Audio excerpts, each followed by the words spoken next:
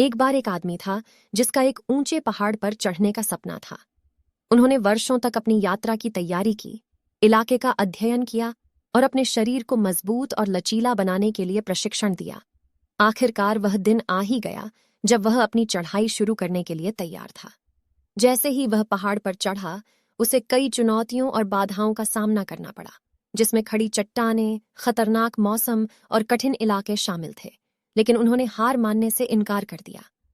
एक पॉइंट पर वह अन्य पर्वतारोहियों के एक समूह के सामने आया जो कई दिनों से पहाड़ पर फंसे हुए थे, अपनी यात्रा जारी रखने में असमर्थ थे। वह आदमी अपने दम पर जारी रख सकता था, लेकिन वह जानता था कि उसके पास दूसरों की मदद करने की ताकत और दृढ़ संकल्प है।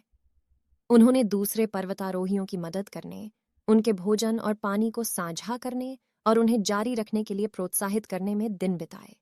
अंत में वे एक साथ शिखर पर पहुंचने में सक्षम हुए और उन्होंने एक टीम के रूप में अपनी जीत का जश्न मनाया।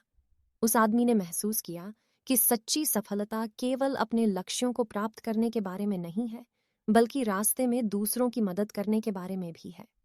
उसे उद्देश्य और पूर्ति की एक नई भावना मिली थी और वह जानता था कि वह उस पर्वत पर सीखे गए पाठों को कभी नहीं भूलेगा।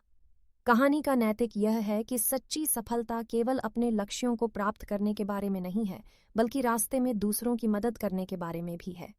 जब हम एक साथ काम करते हैं और एक दूसरे का समर्थन करते हैं, तो हम महान चीजें हासिल कर सकते हैं और जीवन में उद्देश्य और पूर्ति की गहरी भावना पा सकते हैं।